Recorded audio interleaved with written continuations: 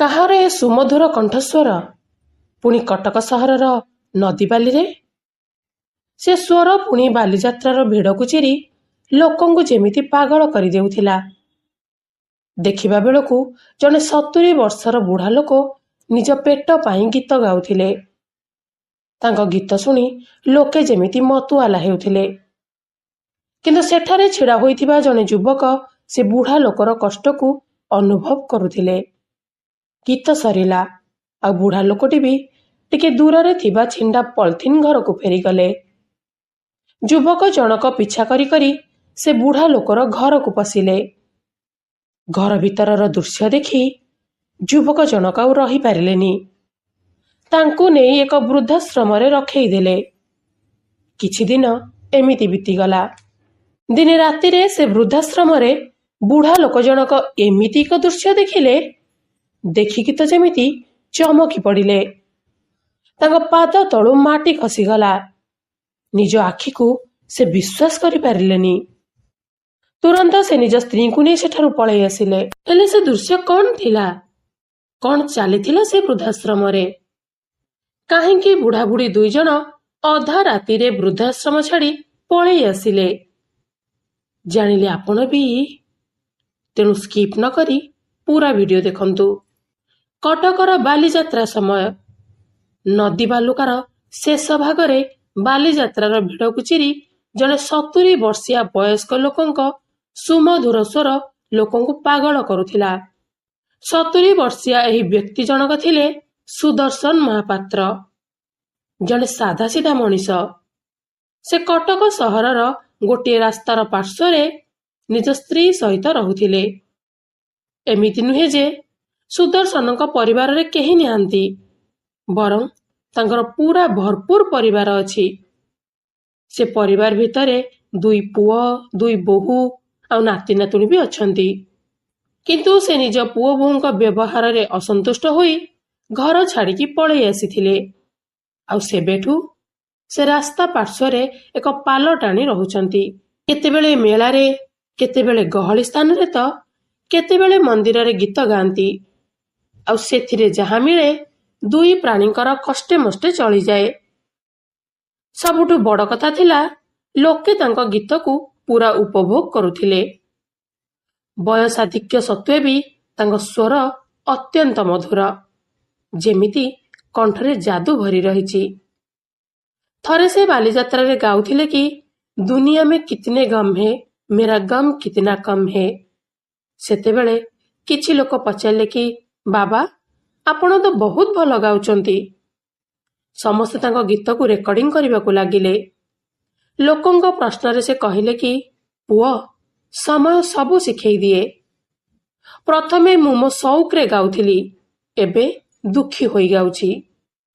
ଏବେ ବୟସ ନାହିଁ ଯେ ଭାରି କାମ କରିପାରିବି, ଏଥିପାଇଁ ମୋ ସ୍ୱରକୁ ବ୍ୟବହାର କରୁଛି। ଫଳରେ ମୁଁ ମୋ ସ୍ତ୍ରୀକୁ 2 ବେଳା ଖାଇବାକୁ ଦେଇପାରେ। କିନ୍ତୁ ବୟସର ଅପରାହ୍ନରେ ଦେହ ବି ସାଥ ଦେଉନି। ବାବା, ଏତେ ଶୀତରେ ସ୍ୱେଟର, ଟୋପି କିଛି ବି ପିନ୍ଧିନ ଯେ, ଥଣ୍ଡା ଲାଗୁନି କି? ବାଲିଯାତ୍ରାରେ ଗୀତ ଗାଉ ଗାଉ ଜଣେ ଲୋକ ଏସବୁ ପଚାରୁଥିଲେ। ସେଠୁ ସୁଦର୍ଶନ ବାବା କହୁଥିଲେ କି, ଶୀତ ବି ଲାଗୁଛି ଆଉ ଭୋକ ବି। କିନ୍ତୁ ଦୁହିଁଙ୍କ ଲଢ଼େଇ ଭିତରେ ଭୋକ ସବୁବେଳେ ଅଧିକ କଷ୍ଟ ଦେଉଛି। ଏଥିପାଇଁ ଶୀତକୁ ଅଣଦେଖା କରି ଭୋକ ପାଇଁ ଲଢ଼େଇ କରିବାକୁ ପଡୁଛି ପୁଅ। ସୁଦର୍ଶନ ବାବା ନିଜ ଆଖି ପୋଛୁ ପୋଛୁ ଜବାବ ଦେଉଥିଲେ, ଆରେ ବାବା, ଆପଣ କାନ୍ଦନ୍ତୁନି। ଯାହାର କେହି ନାହାନ୍ତି, ତାଙ୍କ ପାଇଁ ଭଗବାନ ଅଛନ୍ତି। ଏତିକି କହି ସେଠାରେ ଉପସ୍ଥିତ ଥିବା ସମସ୍ତେ କିଛି ନା କିଛି ଟଙ୍କା ଦେଉଥିଲେ। ସୁଦର୍ଶନ ବାବା ସେମାନଙ୍କୁ ଧନ୍ୟବାଦ ଦେଇ ପଳାଉଥିଲେ। କେତେବେଳେ ଗହଳି ତ କେତେବେଳେ ମନ୍ଦିର ଯାଇ ଗୀତ ଗାଇ ଭିକ୍ଷା ମାଗୁଥିଲେ ସୁଦର୍ଶନ। କିନ୍ତୁ ଜଣେ ଯୁବକ ସବୁଦିନ ସୁଦର୍ଶନଙ୍କ ଗୀତକୁ ଶୁଣୁଥିଲେ, ଆଉ ସରିବା ପରେ ଟଙ୍କା ନ ଦେଇ କିଛି ଖାଇବାକୁ ଦେଉଥିଲେ। କିନ୍ତୁ ଆଜି ସେ ଯେତେବେଳେ କିଛି ଖାଇବା ବଢ଼େଇ ଦେଇଛନ୍ତି, ସୁଦର୍ଶନ ବାବା ତାଙ୍କୁ ଟଙ୍କା ମାଗିଲେ। ସେ ଯୁବକ ଜଣକ ପଚାରିଲେ, ବାବା, କ'ଣ ହେଲା ଆଜି? କ'ଣ ଭୋକ ଲାଗୁନି କି? କ'ଣ ହେଲା ପୁଅ, ତମେ ତ ପ୍ରତିଦିନ ଖାଇବାକୁ ଦେଉଛ, ଏକୁଟିଆ ଖାଇବାକୁ ଇଚ୍ଛା ହେଉନି, ତେଣୁ ତାକୁ ସାଇତିକି ରଖିଦେଉଛି। କିନ୍ତୁ ଘରକୁ ଗଲା ବେଳକୁ ସେଇଟା ନଷ୍ଟ ହୋଇଯାଉଛି। ଆଉ ଦିନକୁ ଯେତିକି ବି ଟଙ୍କା ମିଳୁଛି ସେତିକିରେ 2 ଜଣଙ୍କୁ ଖାଇବାକୁ ବି ଅଣ୍ଟୁନି। ତେଣୁ ଆଜି ତମକୁ ଟଙ୍କା ମାଗିଲି ବୋଲି ଆଖି ପୋଛୁ ପୋଛୁ ସୁଦର୍ଶନ ବାବା କହୁଥିଲେ। ସେଠୁ ସେ ଯୁବକ ଜଣକ କିଛି ଟଙ୍କା ଦେଇଦେଲେ। କିନ୍ତୁ ମନ ଭିତରେ ଆସିଲା ଯେ ସେ ଯାହା କହୁଥିଲେ ସତ କହୁଥିଲେ ନା ମିଛ। କିଏ ଜାଣେ, ଟଙ୍କା କମେଇବାର ଇଏ ଏକ ତରିକା ବି ହୋଇପାରେ। ସେଠୁ ସେ ଭାବିଲେ କି ଥରୁଟିଏ ଯାଇ ଦେଖିନିଏ, ଯଦି ବାବା ସତ କହୁଥାନ୍ତି ତାହେଲେ। ପରଦିନ ସେ ବାବାଙ୍କ ପିଛା କରିବାକୁ ଲାଗିଲେ। ମନ୍ଦିର ପାଖରୁ ଟିକିଏ ବାଟ ଯିବା ପରେ ଦେଖିଲେ କି ଗୋଟିଏ ଗଛ ତଳେ ଏକ ପାଲ ଟଣା ହୋଇଛି। ଆଉ ସେ ପାଲ ଟଣା ଘର ଭିତରକୁ ସୁଦର୍ଶନ ବାବା ପଶିଗଲେ। ସେହି ଭିତରେ ଜଣେ ବୁଢୀ ଲୋକ ବି ବସିଥିଲେ, ଯିଏକି ଦେଖିବାକୁ ବହୁତ ଦୁର୍ବଳ ଆଉ କେତେ ଦିନ ହେଲା ଭୋକିଲା ଥିବା ପରି ଜଣା ପଡୁଥିଲେ। ବାବା ସେ ବୁଢୀ ଲୋକ ସହିତ ବସିକି ଟଙ୍କା ଗଣିବାରେ ଲାଗିଲେ। ତାଙ୍କ ହାଲତ ଦେଖି ସେ ଯୁବକ ଜଣକର ଆଖିରୁ ଲୁହ ବୋହି ଆସିଲା। ସେ ଯୁବକଙ୍କ ନାଁ ରୋହିତ ଥିଲା। ସେ ଗୋଟିଏ NGO ସହିତ ସାମିଲ ଥିଲେ।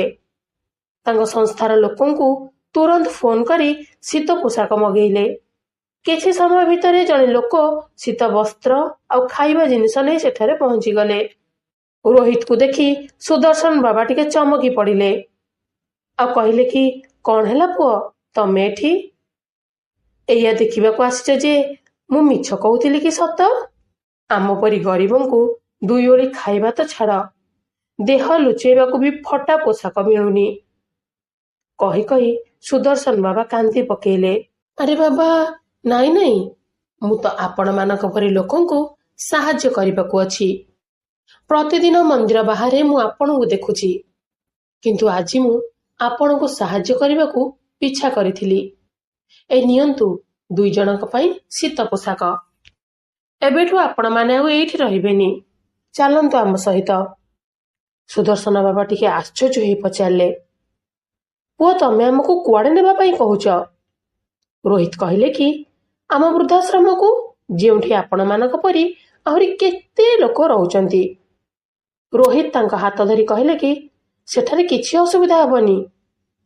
କିନ୍ତୁ ପୁଅ, ସେଠାରେ ତ ବୋଧେ କିଛି ଖର୍ଚ୍ଚ ଦେବାକୁ ପଡୁଥିବ? ମୁଁ ଶୁଣିଛି କି ବିନା ଖର୍ଚ୍ଚରେ ସେଠାରେ ରହିବାକୁ ବି ଦିଅନ୍ତିନି। ତେଣୁ ଯଦି କିଛି ଦିନ ଆମକୁ ରଖି ସେଠାରୁ କାଢି ଦିଅନ୍ତି ତାହେଲେ ଆମେ କଣ କରିବୁ? ସେତେବେଳକୁ ଏ ଜାଗା ବି ଆଉ ନଥିବ। ବଡ କଷ୍ଟରେ ଏ ଜାଗାକୁ ଯୋଗାଡ଼ କରିଛୁ। ତମେ ତ ଆମକୁ ଶୀତ ପୋଷାକ ଦେଲ, ବାସ୍, ଆମକୁ ଆଉ କିଛି ଦରକାର ନାହିଁ। ଆମକୁ ଏଠାରେ କିଛି ଅସୁବିଧା ହେବ ନାହିଁ। ସୁଦର୍ଶନ ବାବା ହାତ ଯୋଡ଼ି କହିବା ପରେ ରୋହିତ କହିଲେ କି, ଆରେ ବାବା, ଆପଣଙ୍କୁ ସେଠାରୁ କିଏ ବି ବାହାର କରିବେନି, କାହିଁକି ନା ଆପଣମାନଙ୍କ ଖର୍ଚ୍ଚ ପାଇଁ ଅନେକ ଲୋକ ଚାନ୍ଦା ଦେଉଛନ୍ତି। ଆପଣ ଏସବୁ ଭାବନ୍ତୁନି, ଆଉ ଚାଲନ୍ତୁ ଆମ ସହିତ। କିନ୍ତୁ ବାବା, ଆପଣଙ୍କ ପରିବାରରେ କଣ ଆଉ କେହି ନାହାନ୍ତି? ଆପଣଙ୍କ ପୁଅ ଝିଅ? କଣ କହିବି ପୁଅ, 2 ପୁଅ ବୋହୂ, ଆଉ ସେମାନେ ବି ତାଙ୍କ କାମରେ ବ୍ୟସ୍ତ। ଆମେ ବୁଢା ବୁଢୀ ଆଉ କେଉଁ କାମ କରିପାରୁନୁ। ତେଣୁ ଆମକୁ ଆଉ କିଏ ବି ପଚାରିଲେନି। ଓଦା ଓଦା ଆଖିରେ ସୁଦର୍ଶନ ବାବା ଏସବୁ କହୁଥିଲେ। ଶୁଣିକି ରୋହିତଙ୍କ ଆଖିରୁ ବି ଲୁହ ଆସିଗଲା। ରୋହିତ କହିଲେ କି, ବାବା, ପିଲାମାନେ ଯେତେବେଳେ ଛୋଟ ଥାନ୍ତି ସେମାନେ ବି ତ କୌଣସି କାମର ନଥାନ୍ତି। କିନ୍ତୁ ବାପା ମା ପିଲାଙ୍କ ଭବିଷ୍ୟତ ସଜାଡ଼ିବା ପାଇଁ କେତେ କଣ କରୁଥାନ୍ତି। ଆଉ ସେହି ପିଲା ବଡ ହୋଇ ବାପା ମାଙ୍କୁ ବୋଝ ବୋଲି ଭାବି ନିଜଠାରୁ ଦୂର କରିଦିଅନ୍ତି। କେଜାଣି ଆମ ସଂସ୍କୃତି କୁଆଡେ ଲୁଚିଗଲାଣି।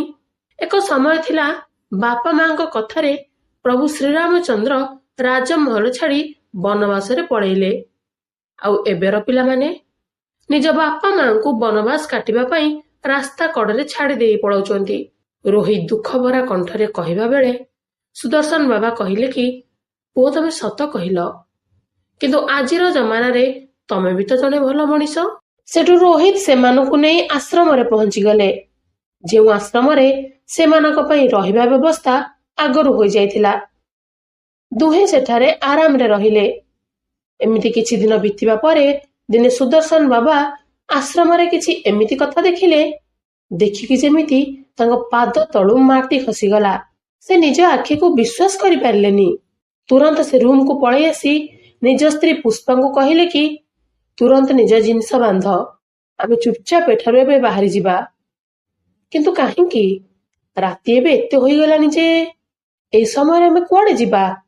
ଅଚାନକ କଣ ହେଲା ତମର? କୁହ ତ ଟିକେ। ପୁଷ୍ପା ପଚାରୁଥିଲେ ଆଉ ସୁଦର୍ଶନ ବାବା କହୁଥିଲେ କି ଏବେ ସମୟ ନାହିଁ ସେସବୁ କହିବା ପାଇଁ। କେବେଠୁ ସମସ୍ତେ ଶୋଇଯିବାର ଅପେକ୍ଷା କରୁଥିଲି ମୁଁ। ତମେ ଜଲ୍ଦି ସାଇତି ଦିଅ, ବାସ୍ ଚାଲ ଏଠୁ।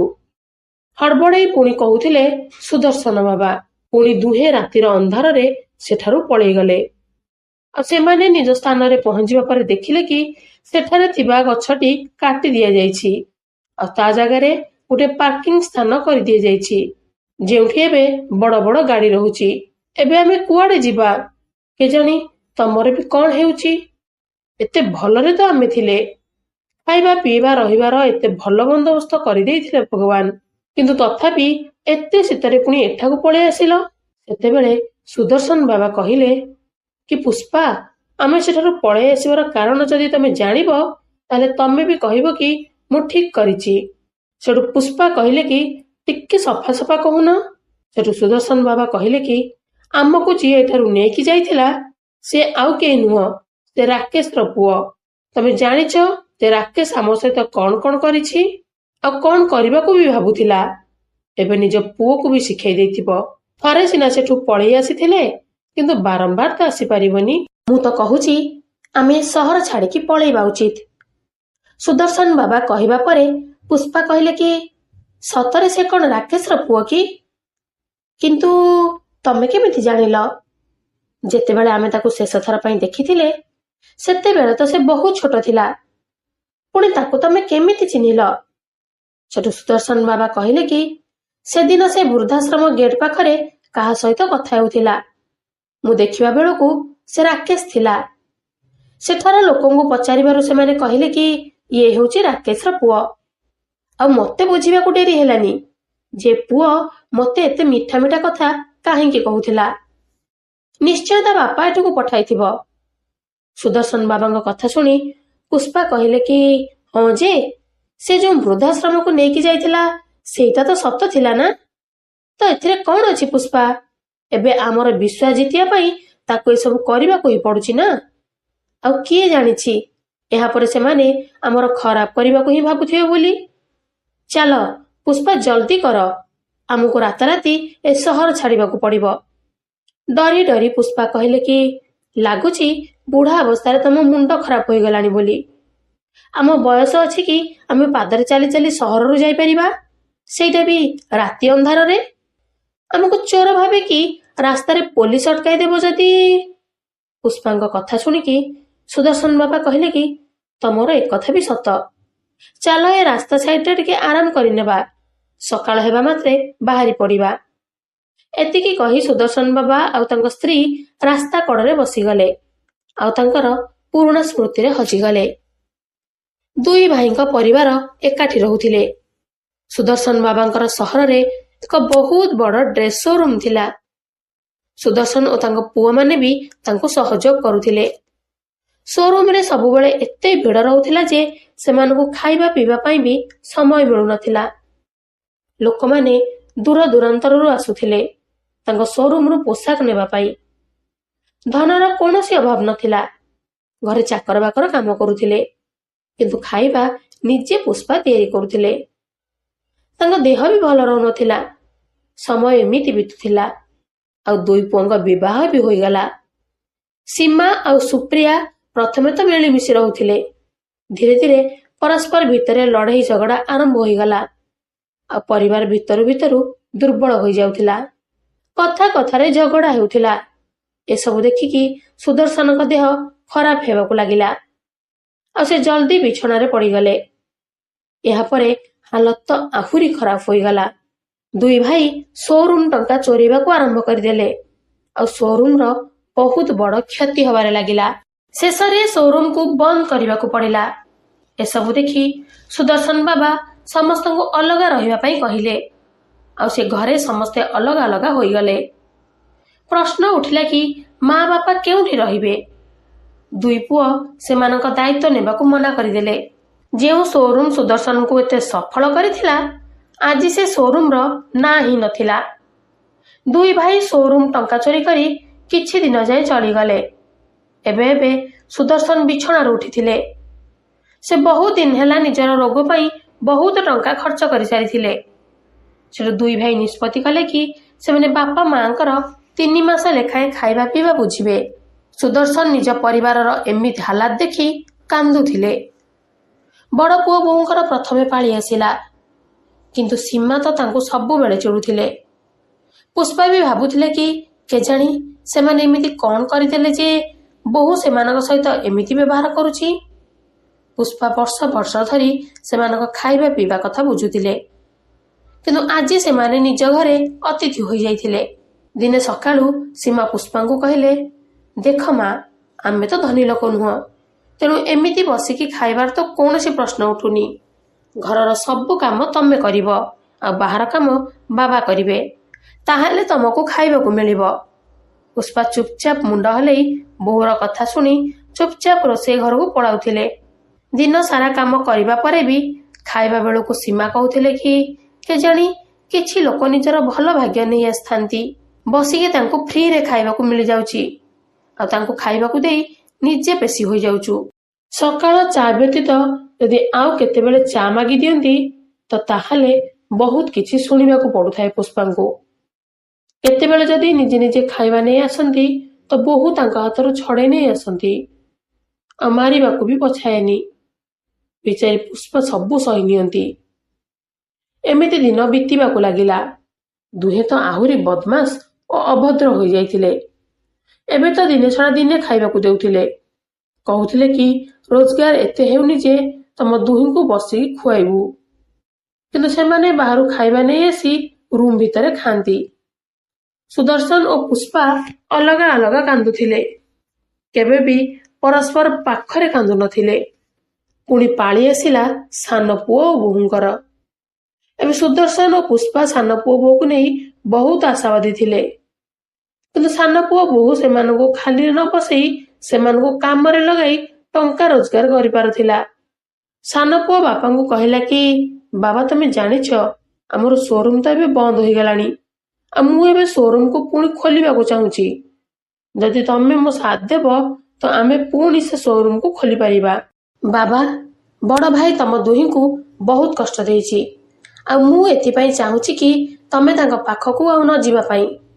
ତମେ ସବୁବେଳେ ମୁଣ୍ଡ ଉଠେଇ ଜିଇଁ ଆସିଛ, ତେଣୁ ମୁଁ ଗୋଟିଏ ସୋରୁମରେ ତମ ପାଇଁ କଥା ହୋଇଛି। ତମେ କେବଳ ସେଠାରେ ବସିକି ହିସାବ କରିବ, ସେଥିପାଇଁ ତମକୁ ଦରମା ବି ମିଳିବ, ଆଉ ମା ବୋଉ ସହିତ ମିଶିକି ଘରର କାମ ସମ୍ଭାଳିଦେବ। ସମସ୍ତେ ମିଶିକି କାମ କରିବା ଆଉ ରୋଜଗାର କରିବା, ତେଣୁ ଜଲ୍ଦି ଆମର ସେ ସୋରୁମ ଖୋଲି ପାରିବ। ସେଠୁ ସୁଦର୍ଶନ ବାବା ଓ ପୁଷ୍ପା ଖୁସି ହୋଇଗଲେ କି ଜଣେ ତ ସଂସ୍କାରୀ ବାହାରିଲା, ତେଣୁ ସେମାନେ ଏ ବୟସରେ ପୁରା ପରିଶ୍ରମ କରୁଥିଲେ, ଆଉ ସାନ ପୁଅ ବୋହୂ ଖୁସି ହେଉଥିଲେ କି ତାଙ୍କ ପ୍ଲାନ କାମ ଦେଲା ବୋଲି। ସେ ଦୁହେଁ ବାପା ମାଙ୍କ ଟଙ୍କାରେ ଅୟସ କରୁଥିଲେ, ଆଉ ଜାଣି ଶୁଣି ଘରୁ ବାହାରି ଯାଉଥିଲେ କାମ ବାହାନା କରି। ଦିନେ ସୁଦର୍ଶନ ବାବା ପୁଅର ସବୁ କାରନାମା ସମ୍ପର୍କରେ ଜାଣିଗଲେ, ଆଉ ପୁଷ୍ପାଙ୍କୁ ବି ଏସବୁ କହିଦେଲେ।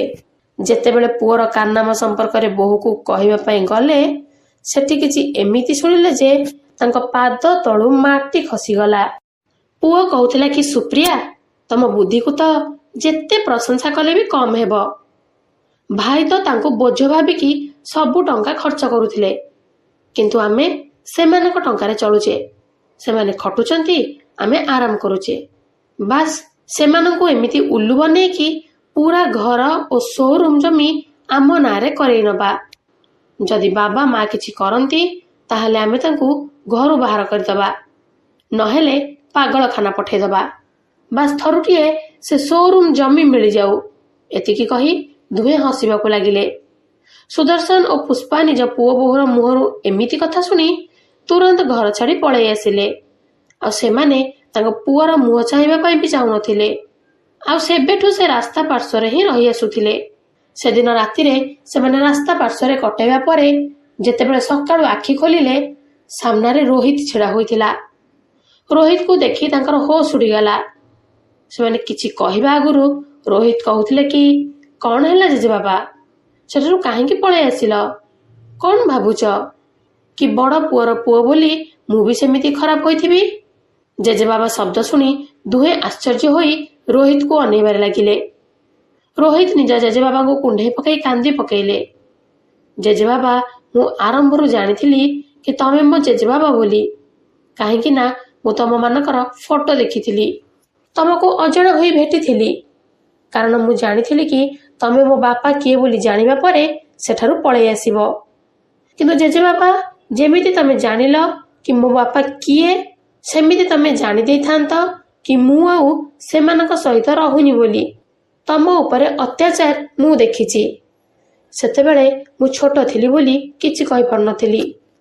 ଆଜି ମୁଁ ଯେତେବେଳେ ନିଜ ଗୋଡ଼ରେ ଛିଡ଼ା ହୋଇଛି, ସେତେବେଳେ ତମକୁ ଖୋଜି ତମ ପାଇଁ ସବୁ ବ୍ୟବସ୍ଥା କରିଥିଲି। ସମସ୍ତେ ଭାବୁଥିଲେ କି ତମେମାନେ ମରିଯାଇଛ ବୋଲି, କିନ୍ତୁ ସେମାନେ ଜାଣିନାହାନ୍ତି କି ରାସ୍ତାକୁ ଆସିବା ପାଳି ଏବେ ସେମାନଙ୍କର। କଣ କହୁଛ ପୁଅ? କିଛି ବୁଝିପାରିଲିନି। ସୁଦର୍ଶନ ବାବା ପଚାରିବା ପରେ ରୋହିତ କହୁଥିଲେ କି ଏବେ ତମେ ଆଉ ସାଧାରଣ ଲୋକ ହୋଇ ରହିନେ ଜେଜେବାବା। ଏ ଦେଖ, ତମେ ଯେତେବେଳେ ଗୀତ ଗାଉଥିଲ, ସେତେବେଳେ ତମ ଗୀତ କିଏ ରେକର୍ଡିଂ କରି ଫେସବୁକ୍, ୟୁଟ୍ୟୁବ ଓ ଇନଷ୍ଟାଗ୍ରାମରେ ପୋଷ୍ଟ କରିଦେଇଥିଲେ। ତମର ସେ ଗୀତ ଭାଇରାଲ ହୋଇଯାଇଛି। ତମକୁ ଏବେ ଲକ୍ଷ ଲକ୍ଷ ଲୋକ ଜାଣି ସାରିଲେଣି। ତମେ ଏବେ ଫେମସ୍ ହୋଇଗଲଣି ଜେଜେବାବା। ଏବେ ତମେ ଆଉ ରାସ୍ତାରେ ରହିବା ଦରକାର ନାହିଁ। ଏତିକି କହି ସେ ତାଙ୍କ ମୋବାଇଲରେ ସେ ଭିଡିଓ ଦେଖେଇଲେ। ଏହାପରେ ସହରର ଗୋଟିଏ ସ୍ଥାନରେ ଗୋଟିଏ ବଡ଼ ପ୍ରୋଗ୍ରାମ ହେଉଥିଲା, ଆଉ ଗାୟକ ଭାବରେ ସୁଦର୍ଶନ ବାବୁଙ୍କୁ ଡକାଯାଇଥିଲା। ଯେମିତି ରୋହିତ ନିଜ ଜେଜେବାପା ଓ ଜେଜେମାଙ୍କୁ ନେଇକି ସେଠାରେ ପହଞ୍ଚିଛନ୍ତି, ସମସ୍ତେ ଉଠି ଛିଡ଼ା ହୋଇଯିବା ସହିତ ତାଙ୍କ ସହିତ ଫଟୋ ଉଠିବା ପାଇଁ ଗହଳି ଲଗେଇଲେ। ସୁଦର୍ଶନ ବାବାଙ୍କ ଗୀତ ଶୁଣିବା ପାଇଁ ସେଠାରେ ପ୍ରବଳ ଭିଡ଼ ଲାଗିଥିଲା। ଏତେ ବୟସରେ ତାଙ୍କର କଣ୍ଠସ୍ୱର ଶୁଣିକି ଆଶ୍ଚର୍ଯ୍ୟ ହେଉଥିଲେ। ଦେଖୁ ଦେଖୁ ସେ ପ୍ରସିଦ୍ଧ ହୋଇଗଲେ, ଆଉ ଏତେ ପ୍ରସିଦ୍ଧ ହୋଇଗଲେ ଯେ ଗୋଟିଏ ଥରରେ ଗାଡ଼ି, ଘର, ଚାକର ବାକରଙ୍କର ଲାଇନ ଲାଗିଗଲା। ଦିନେ ପୁଷ୍ପା ରୋହିତକୁ କୁଣ୍ଢେଇ ପକାଇ କହିଲେ କି ଆମ ଜୀବନକୁ ଆସି ଏତେ ବଡ଼ ପରିବର୍ତ୍ତନ କରିବା ପାଇଁ ଧନ୍ୟବାଦ।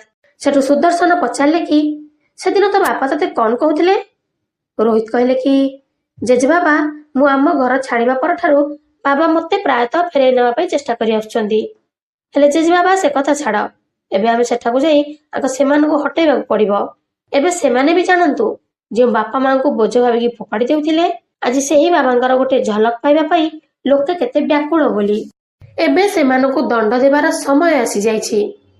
ଜାଣିଛି ଏସବୁ ତମକୁ ଭଲ ଲାଗିବନି ବୋଲି, କିନ୍ତୁ ଯଦି ତମେ ତାଙ୍କୁ ଏବେ ଶିକ୍ଷା ନ ଦେଇଛ, ତାହେଲେ ସବୁ ପିଲା ତାଙ୍କ ବାପା ମାଙ୍କ ସହିତ ଏମିତି ହିଁ ବ୍ୟବହାର କରିବେ। କେବେ କେବେ ବାପା ମାଙ୍କୁ ବି ନିଜ ପିଲାଙ୍କୁ ବାଟକୁ ଆଣିବା ପାଇଁ କଠୋର ହେବାକୁ ପଡ଼ିବ। ପୁଷ୍ପା କହିଲେ କି ମୁଁ ତ ଆଶ୍ଚର୍ଯ୍ୟ କି ଯେଉଁ ସଂସ୍କାର ଆମେ ଆମ ପିଲାଙ୍କୁ ଦେଇପାରିନଥିଲୁ, ସେ ସଂସ୍କାର ଆମ ପିଲା ତାଙ୍କ ପିଲାଙ୍କୁ କେମିତି ଦେଇଛନ୍ତି। ଜେଜେମା, ଏ ସଂସ୍କାର ତ ତମଠାରୁ ଆଣିଛି। ତମ ପିଲା ତ ଏହାଠାରୁ କେତେ ଦୂରରେ। ତାଙ୍କୁ ତ ସଂସ୍କାର ନାମକ ଶବ୍ଦ ହିଁ ଜଣା ନାହିଁ। କିଛି ଦିନ ପରେ ରୋହିତ ନିଜ ଘରେ ପହଞ୍ଚିଲେ। ତାଙ୍କୁ ଦେଖି ତାଙ୍କ ବାପା ଖୁସିରେ କହିଲେ କି ଆସିଲୁ ତୁ। କେଉଁ ପୁଅ କଣ ତା ବାପା ମା ଠାରୁ ଏତେ ଦୂରରେ ରହିପାରେ? କେବେ ବି ବାପା ମା ନିଜ ପିଲାର ଅମଙ୍ଗଳ ଚାହିଁପାରନ୍ତିନି, କିନ୍ତୁ ପିଲାମାନେ ତ ବାପା ମାଙ୍କର ଖରାପ ଚିନ୍ତା କରିପାରିନଥାନ୍ତି ନା ବାପା। ତୁ ମୋର କିଛି ଖରାପ କରିନୁ। ଏବେ ତୁ ଆସିଗଲୁ, ସବୁ ଠିକ ହୋଇଯିବ। ରୋହିତ କହିଲେ କି ବାପା, ମୁଁ ମୋ କଥା ନୁହେଁ, ତମ କଥା କହୁଛି। ତମେମାନେ ଯାହା ଜେଜେବାବା ଓ ଜେଜେମାଙ୍କ ସହିତ କରିଛ, ସେ କଥା କହୁଛି। ସେଠୁ ତାଙ୍କ ବାପା କହିଲେ କି ଯାହା ହେଇଯାଇଛି ତାକୁ ଭୁଲିଯାଅ। ସେମାନେ ବି ବଡ଼ ମତଲବୀ ଥିଲେ। ମରିବା ପରେ କାହାକୁ ଖରାପ କହିବା କଥା ନୁହେଁ, ନହେଲେ ତତେ କହିଥାନ୍ତି କି ସେମାନେ କେତେ ଖରାପ ବୋଲି। ଏସବୁ ଶୁଣି ରୋହିତକୁ ଜୋରରେ ରାଗ ଆସିଗଲା। ସେ ରାଗିକି କହିଲେ କି ତମକୁ କିଏ କହିଲା କି ସେମାନେ ମରିଯାଇଛନ୍ତି ବୋଲି? ରୋହିତ ତୁରନ୍ତ ମୋବାଇଲ କାଢ଼ି ଦେଖେଇଲେ ତ ତାଙ୍କ ବାପା ମାଙ୍କ ପାଦ ତଳୁ ଯେମିତି ମାଟି ଖସିଗଲା। ବାପାଙ୍କ ଗାଡ଼ି, ଘର ଦେଖି ରୋହିତଙ୍କ ବାପା ଯେମିତି ବେହୋସ ହୋଇଗଲେ। ସେଠୁ ରୋହିତ କହିଲେ କି ଆମେ ଆଜି ହକ୍ ନେବା ପାଇଁ ଆସିଛୁ। ଏତିକି କହି ସେ ଗାଡ଼ି ଭିତରେ ଥିବା ସୁଦର୍ଶନ ବାବା ଓ ପୁଷ୍ପାଙ୍କୁ ଡକାଇଲେ। ସେମାନଙ୍କୁ ଦେଖି ସମସ୍ତଙ୍କର ଆଖି ବଡ଼ ବଡ଼ ହୋଇଗଲା। ସୁଦର୍ଶନ ବାବା କହିଲେ କି ଏବେ ତମେମାନେ ତମ ବ୍ୟବସ୍ଥା କରିନିଅ। 1 ସପ୍ତାହ ଭିତରେ ଏ ଘରୁ ବାହାର ସମସ୍ତେ। ଯଦି ସପ୍ତାହ ଭିତରେ ବ୍ୟବସ୍ଥା କରିପାରୁନ, ତାହେଲେ ଏତେ ବର୍ଷ ହେଲା ଆମେ ଯେଉଁ ରାସ୍ତା କଡ଼ ଘରେ ରହି ଆସୁଥିଲୁ, ସେ ଘର ଏବେ ବି ଅଛି ସେଠାରେ। ସେଠି ଯାଇକି ରହିପାରିବ। ବାବାଙ୍କ କଠୋର ଶବ୍ଦ ଶୁଣି ସମସ୍ତଙ୍କ ପାଟି ଚୁପ୍ ହୋଇଗଲା। ନିଜ ବାପାଙ୍କ ଆଦତ କାୟଦା ଦେଖି ଦୁଇ ପୁଅ ବୋହୂ ସୁଦର୍ଶନଙ୍କର ପାଦ ତଳେ ପଡ଼ି କ୍ଷମା ମାଗିବାରେ ଲାଗିଲେ। କିନ୍ତୁ ସୁଦର୍ଶନ ବାବାଙ୍କ ହୃଦୟ ଟିକେ ବି ତରଳିଲା ନାହିଁ। ସେଠୁ ରୋହିତର ବାପା କହିଲେ କି, ରୋହିତ, ତୁ ଆମର ପୁଅ, ତୁ କେମିତି ଆମ ସହିତ ଏମିତି କରିପାରିବୁ? ରୋହିତ କହିଲେ କି, ଯେତେବେଳେ ଜେଜେବାବା ମୋତେ ଏଇ ଘର ଦେଇଛନ୍ତି, ତେଣୁ ତମେ ମାନେ ଏଠୁ ବାହାର, ଆଉ ରାସ୍ତାରେ ରହିକି ଦେଖ ସେ ଜୀବନ କେମିତିକା। ସେତେବେଳେ ଯାଇ କଷ୍ଟ କ'ଣ ଜାଣିବ।